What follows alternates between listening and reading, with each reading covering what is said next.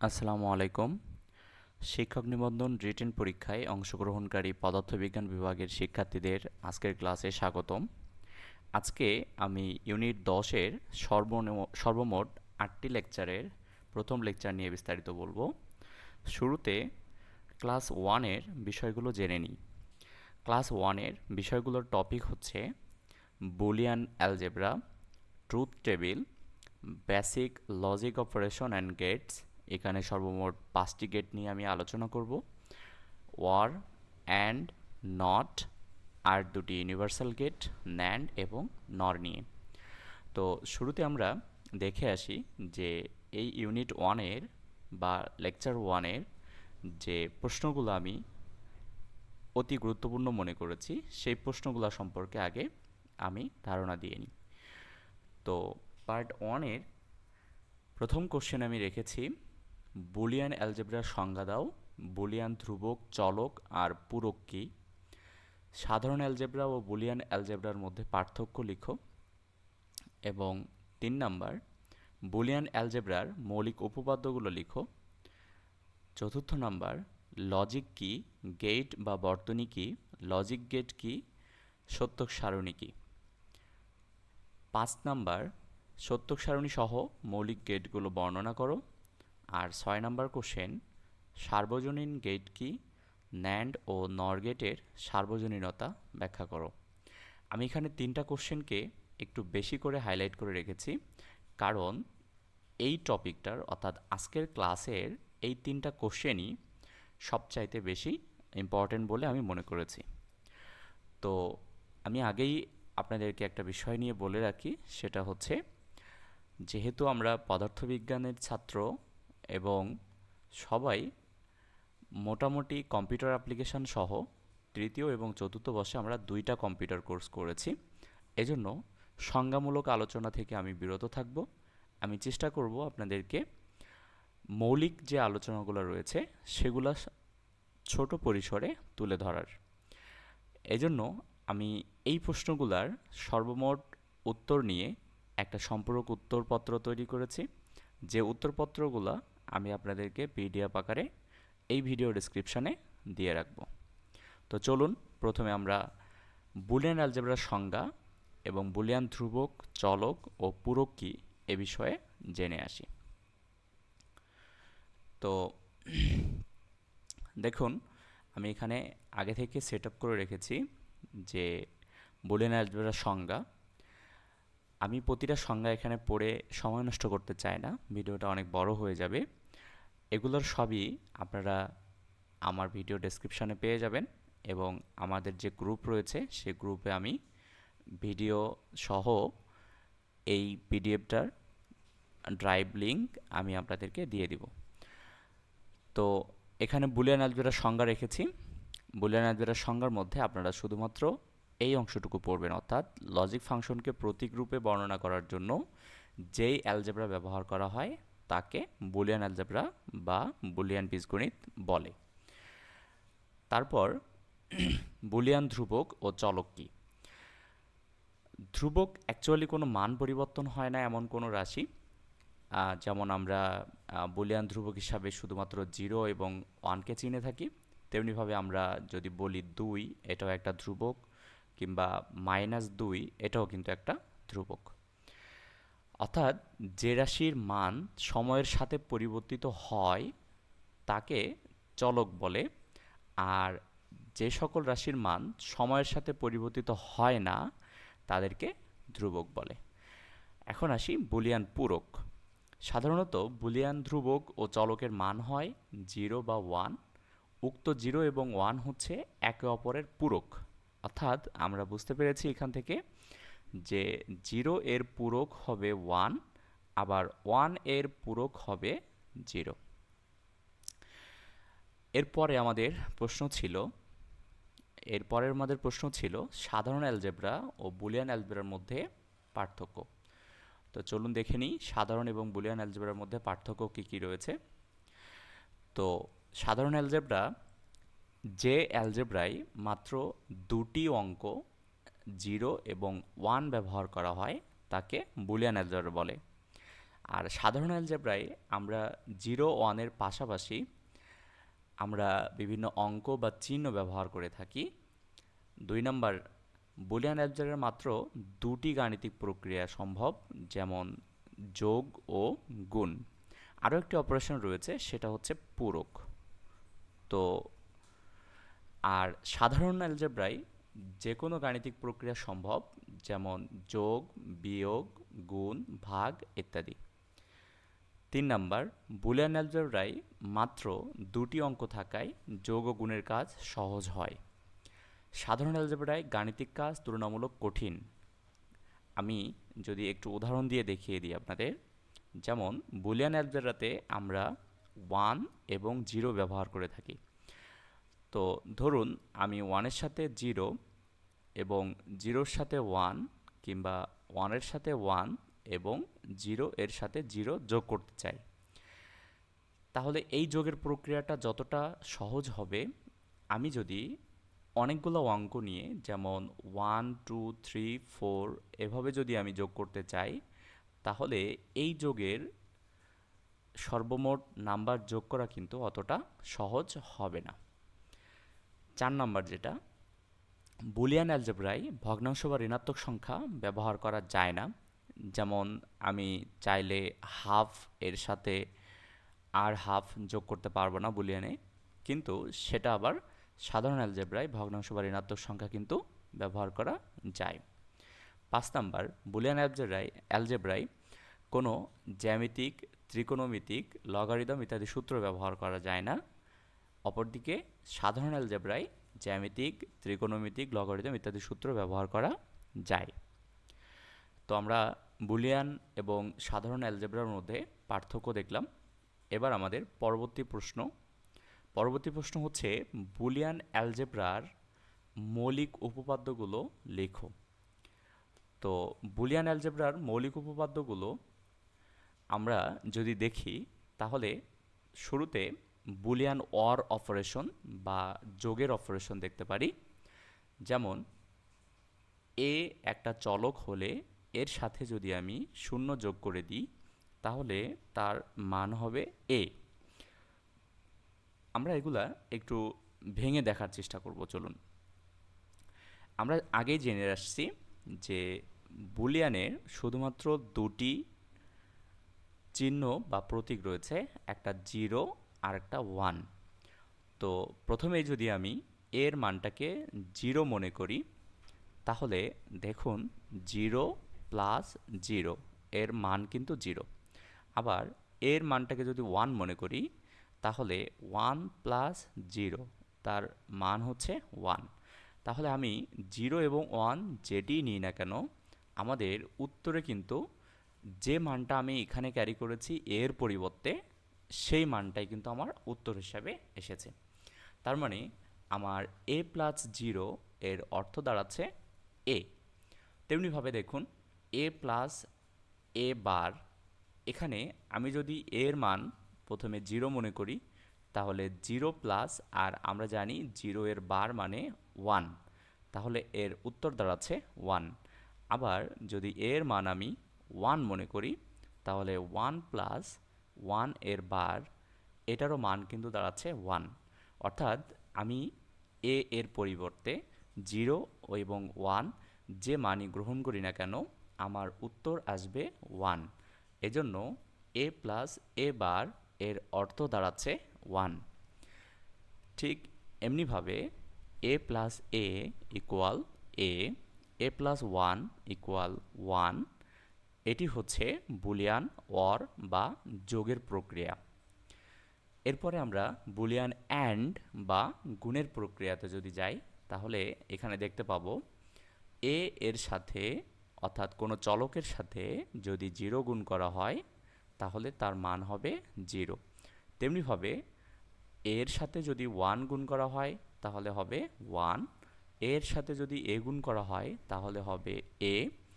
আর এর সাথে যদি এর বার গুণ করা হয়, তাহলে হবে 0। তো চলুন আমরা চতুর্থ নম্বরটা নিয়ে একটু আলোচনা করি। ধরুন এর মান 0, তাহলে 0 ইন্টু 0 এর বার, আর আমরা জানি যে কোনো নাম্বারের সাথে 0 গুণ করলে তার মান হবে 0। সেমভাবে যদি আমি এর মানটাকে 1 গ্রহণ করি, তাহলে 1 ইন্টু 1 এর বার মানে হচ্ছে 0। কেন 0 হচ্ছে? কারণ আমরা জানি 1 একে বার করলে এর মান আসে 0, আর আমরা জানি 0-র সাথে কোনো সংখ্যা গুণ করলে সেটা হয়ে যাবে 0। অর্থাৎ আমি যে ভ্যালুই গ্রহণ করি না কেন, আমার উত্তর আসবে 0। এমনিভাবে বুলিয়ান নট বা পূরক এ প্লাস এ প্রাইম অলরেডি আমরা দেখেছি যে এ প্লাস এ বার মানে হচ্ছে 1, তাহলে এখানে বারের সূত্র অনুসারে এটা হবে 1। তেমনিভাবে এ ডট এ বার মানে 0, এটা আমরা গুণের অপারেশনে দেখেছি। 3 নাম্বার যেটা রয়েছে, এর উপর ডাবল বার যদি দিই তাহলে তার মান আসবে এ। তো চলুন দেখা যাক যে এর মান যদি আমি 0 নিই, তাহলে 0 এর উপর 2টা বার। যদি আমরা প্রথম বারটা নিয়ে কাজ করি তাহলে তার মান হয় 1, একটা বার অবশিষ্ট থাকবে। এখন এ 1 এর উপর যদি বার দিই তাহলে মান হয়ে যাবে 0। তেমনিভাবে আমি যদি 1 এর উপর ডাবল বার দিয়ে দিই, তাহলে 1 এর উপর ডাবল বার মানে হচ্ছে 0, একটা বার, আর 0-র উপর বার মানে হচ্ছে 1। তাহলে দেখুন, আমি এর মান যখন 0 গ্রহণ করেছি তখন আমার উত্তর এসেছে 0। এর মান যখন 1 গ্রহণ করেছি তখন আমার উত্তর এসেছে 1। অর্থাৎ আমি যে মানটাই গ্রহণ করছি আমার উত্তর হিসাবে ওই মানটা চলে আসছে। তার মানে এ এর ডাবল বার মানে হচ্ছে এ। আর পরের দুইটা যেটা রয়েছে সেটা হচ্ছে এর সাথে 0 গুণ করলে 0 হচ্ছে, আবার অথবা 0-র সাথে যদি এর বার গুণ করি তাহলে 1 হচ্ছে। তো এগুলো দেখলাম আমরা বুলিয়ান যোগ, গুণ এবং পূরক। এছাড়াও বুলিয়ানের আরও বিশেষ কয়েকটি উপপাদ্য রয়েছে। তার মধ্যে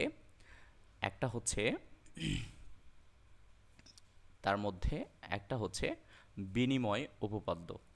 অর্থাৎ এ এর সাথে আমি আরেকটা চলক বি এর বারকে যদি যোগ করি, তাহলে বি এর বারের সাথে এ এর যোগ করাটা বিনিময় বোঝাচ্ছে। অর্থাৎ এর একটার পজিশনকে আরেকটার পজিশনে এনে যোগ করা, তাতে মানের কোনো পরিবর্তন হবে না।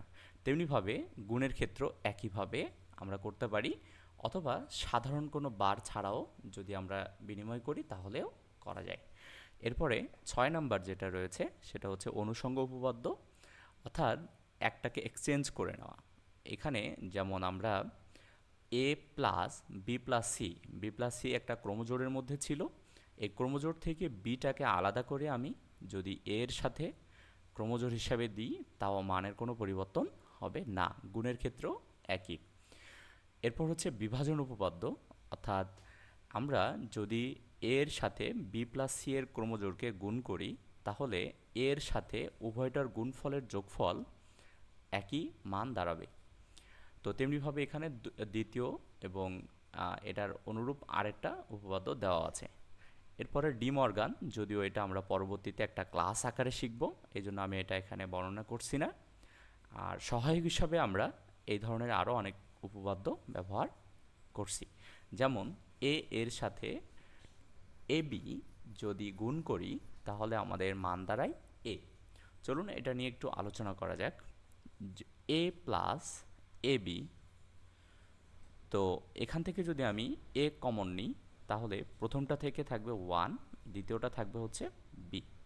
তো একটু আগে আমরা দেখে এসেছি যে কোনো একটা চলকের সাথে যদি 1 যোগ করা হয় তাহলে তার মান দাঁড়ায় 1। তাহলে এখানে আমরা দিতে পারি a ইন্টু 1, তার মানে এটার মান দাঁড়ালো a। অনুরূপভাবে আমরা পাই a into a plus B equal a plus a bar into B সমান a প্লাস বি, a এর ডাবল বার সমান a এর সাথে বি সি এর গুণফল যদি গুণ করা হয় তাহলে আমরা পাবো a dot B into C, যেটা আমরা অনুষঙ্গ উপপাদ্যতেও দেখে এসেছি। 6 number a plus A B equal a। অনুরূপভাবে 7 number A B plus BC plus B bar C সমান এ বি প্লাস সি। তো চলুন এটাও একটু আমরা ভেঙে দেখে নিই। AB plus BC plus B bar C. দেখুন লাস্টের দুইটা রাশি থেকে যদি আমরা সি কমন নিই তাহলে দাঁড়ায় B plus B bar into C. তাহলে এখানে বি প্লাস বি বার আমরা জানি এর মান হবে 1, তাহলে এ বি প্লাস সি ইন্টু 1 এটার দাঁড়ায় এ বি প্লাস সি। ওকে, এরপর আমরা দেখব পরের প্রশ্ন লজিক কি, লজিক গেট বা বর্তনী কি, লজিক গেট কি, সত্যক সারণী কি। তো এই প্রশ্নের উত্তরে আমি শুধুমাত্র উত্তরগুলো এখানে সাজিয়ে রেখেছি, আমি বিস্তারিত পড়ে সময় বেশি নিচ্ছি না। ওকে, এরপরে আমি ছোট করে শুধুমাত্র সত্যক সারণীটা নিয়ে একটু আলোচনা করি। সত্যক সারণী হচ্ছে যে টেবিল বা সারণীর মাধ্যমে বিভিন্ন গেটের কার্যনীতি প্রকাশ করা হয় তাকে সত্যক সারণী বলে। যেমন এখানে ইনপুট হিসাবে আমরা এ এবং বি নিয়েছি, যার ভ্যালুগুলো নির্ধারণ করা হয়েছে 0 0 0 1 1 0 এবং 1 1। এর আউটপুটগুলো কেমন হবে এটা নির্ভর করবে অপারেশনের মাধ্যমে। যেমন আমি যদি লজিক্যাল অ্যান্ড ইউজ করি তাহলে এ এবং বি দুটি ইনপুট হলে এর আউটপুট ফাংশন এ বি অর্থাৎ এদের গুণফলের সমান।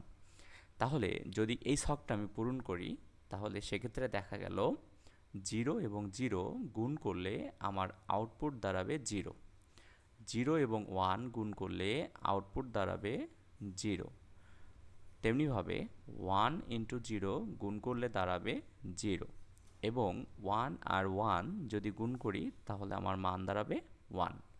তাহলে বোঝা যাচ্ছে সত্যক সারণী হচ্ছে এমন এক ধরনের সারণী বা টেবিল যার মাধ্যমে আমরা কোনো লজিক কার্যনীতি প্রকাশ করে থাকি।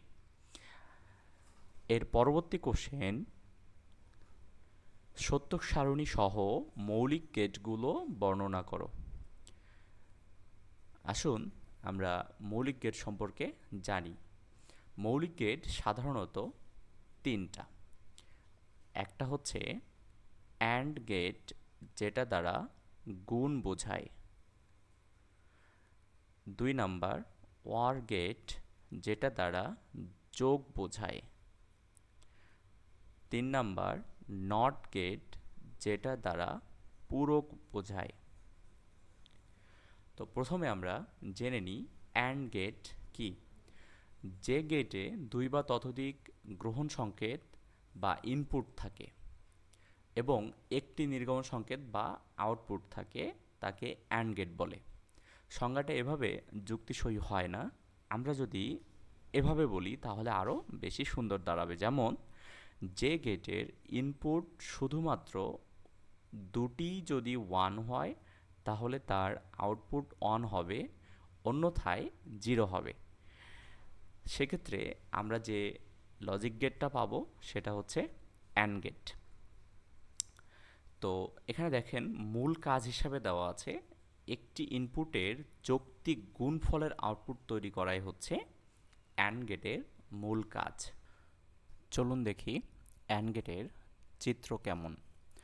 অ্যান্ড গেটকে ঠিক এভাবে দেখানো হয়, অর্থাৎ দুটি ইনপুট থাকবে এবং এই ধরনের একটা ডিম্বাকৃতি আকৃতি দিয়ে তার অপর প্রান্তে আউটপুট দেখানো হবে। অর্থাৎ আমি যদি এখানে এ এবং বি ইনপুট নিই তাহলে আউটপুট হচ্ছে এ বি, অর্থাৎ এ আর বি ইনপুটের গুণফল।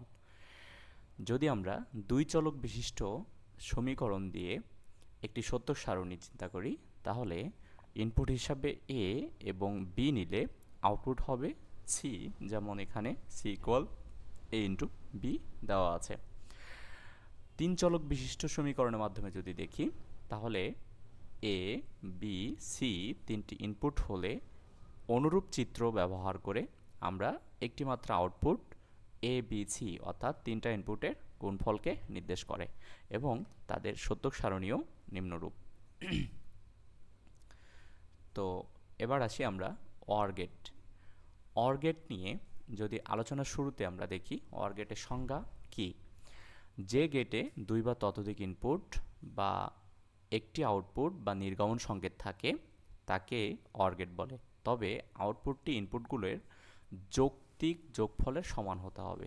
অর্থাৎ এখানের মূল কাজটি হচ্ছে একাধিক ইনপুটের যৌক্তিক যোগফলের আউটপুট তৈরি করা। তো আমরা দেখি অর গেটের চিত্র কেমন হয়। অর গেট ঠিক আগের অনুরূপ চিত্রের মতো, কিন্তু এই আকৃতিটা একটু বাঁকা, অর্থাৎ এমন দেখতে। অর্থাৎ এ আর বি যদি আমরা ইনপুট আকারে নিই তাহলে আউটপুট ওয়াই ইকুয়াল দাঁড়াবে এই দুটির যোগফলের সমান। তো সত্যক সারণীতে যদি আমরা এদের দুটিকে দেখি তাহলে একদিকে ইনপুট এ এবং ইনপুট বি, অপরদিকে আউটপুট এ প্লাস বি নেওয়া হলে দেখা যাচ্ছে 1 প্লাস 1 ইকুয়াল 1। এটা বুলিয়ান অপারেশনের 1 প্লাস 1 ইকুয়াল 1, এখানে কিন্তু বাইনারি যোগ হচ্ছে না। অনুরূপভাবে আমরা যদি তিনটা ইনপুটের সাহায্যে অর গেটকে দেখি তাহলে আগের চিত্রের অনুরূপ শুধু ইনপুট সংখ্যা একটা বেড়ে আর আউটপুট আগের অনুরূপ, অর্থাৎ এখানে তিনটা ইনপুটকে একসাথে যোগ করা হচ্ছে এবং তার সত্যক সারণীও নিম্নরূপ। এরপরে আমরা আরও একটা লজিক গেট রয়েছে, তার নাম হচ্ছে নট গেট। অর্থাৎ যে গেটের ইনপুট একটি এবং আউটপুটও একটি, তাকে নট গেট বলে। নট গেটের মূল কাজটা দেখি আমরা, যে একটি ইনপুটের পূরক তৈরি করা হয়। আমরা যখন বুলিয়ান পূরক শিখেছি তখন আমরা জেনেছি 0 এর পূরক হচ্ছে 1 এবং 1 এর পূরক হচ্ছে 0। অর্থাৎ নট গেটের কাজও একই হবে। ইনপুট 1 হলে আউটপুট হবে 0 এবং ইনপুট এ হলে আউটপুট হবে এ বার। অর্থাৎ বোঝা যাচ্ছে যে কোনো একটা চলককে যদি আমি পূরক করি তাহলে ওটা নট হিসাবে দাঁড়াবে, অর্থাৎ নট গেটের অনুরূপ আউটপুট পাওয়া যাবে। করেছি নট গেটের চিত্র হচ্ছে এমন, অর্থাৎ নট গেট ঠিক এমন দেখতে। অর্থাৎ এ আমি যদি ইনপুট নিই তাহলে আউটপুট হিসাবে দাঁড়াবে এ এর বার। এদের সত্যক সারণী এরকম, ইনপুট হবে একটা, আউটপুট হবেও একটা। তাহলে ইনপুটে যদি আমরা 1 দিই তাহলে আউটপুট হবে 0 এবং ইনপুটে যদি 0 দিই। প্রিয় বন্ধুরা, ভিডিওটি অনেক বড় হয়ে যাওয়ায় আমি ষষ্ঠ প্রশ্ন যেটা, অর্থাৎ সার্বজনীন গেট আর ন্যান্ড ও নর গেটের সার্বজনীনতার ব্যাখ্যা করো, এই প্রশ্নটা এই লেসনে আলোচনা না করে পরবর্তী লেসনে আলোচনা করার চেষ্টা করব ইনশাআল্লাহ। এর মধ্যে যারা পুরোপুরি ভিডিওটি দেখেছেন তাদের সবাইকে আমার অন্তরের অন্তঃস্থল থেকে অভিনন্দন, এবং আমি আপনাদের কাছে এতটুকু আশা রাখতে পারি যে যদি ভিডিওটা ভালো লেগে থাকে অবশ্যই চ্যানেলটি সাবস্ক্রাইব করবেন এবং আমাকে অনুপ্রেরণা দেওয়ার জন্য অবশ্যই আপনাদেরকে অগ্রিম ধন্যবাদ। সবাই ভালো থাকবেন নিশ্চয়ই। আল্লাহ হাফেজ। পরবর্তী লেসনে দেখা হবে ইনশাআল্লাহ। আউটপুট হবে 1।